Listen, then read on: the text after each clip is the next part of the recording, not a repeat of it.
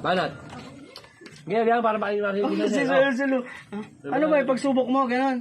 Hindi naman. Ano ba pagsubok? Any kind of pagsubok na para bigyan mo ko ng ano? Video. Ba't, Sel? Diba problema ng tao? Yo, Sel, gano'n ka? Yo. About love life. Oh. About love life? Oo. Sumukin na. Oh, sige. Tapos na kami sa about love life. Uy. Ay, ano? Mayari na roon. Sa pagsubok naman ng buhay, di ba? Yung buhay na lang. Sige. Teka lang, paano ba? Ano ba yun? Sige lang, sige, game. Try. Yuri, kung gusto mo lasingin.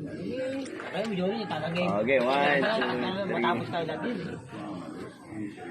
Marami mga pagsubok na darating sa Kaya tagamin ako isa dagay mo. mga balakid na tila ba magpaparelisado ng utak at puso mo, pati ng katawan mo, na tila ba susuko ka na sa pagsubok na ibinibigay ng tadhana para sa iyo. Pero hindi mo maitatanggi at hindi mo maibubuwag sa sarili mo na hindi mo na lang biglang kayang isuko yung mga bagay o responsibilidad na itinaguyod mo. Sinimulan mo kaya kailangan mong tapusin kahit gaano mang kahirap yung pagsubok na pagdaanan. Pagtrabaho, bilang isang ama, bilang isang asawa, hindi ganun kadali para tumayo sa sarili mga paa at lalo't may bitbit ka na. Pero isa lang isipin mo, na kapag pumasok ka sa isang pamilya o pagbuo ng isang pamilya, alalahanin mo na hindi lang sarili mo ang isipin mo kundi pati sila. Sila na aasa sa'yo. Sila na kailangan ng aruga, pag-intindi at pagmamahal mo. Doon pa lang panalo ka na.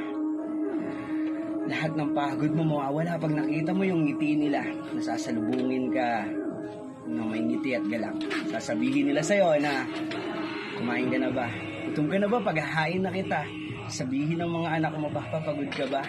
Andito lang kami ni Mama para sa'yo. Kaya kahit anong pagod sa kinabukasan na haharapin mo, okay lang. Basta pag uwi mo, sila yung makikita at makakapiling mo. Bars. Amen.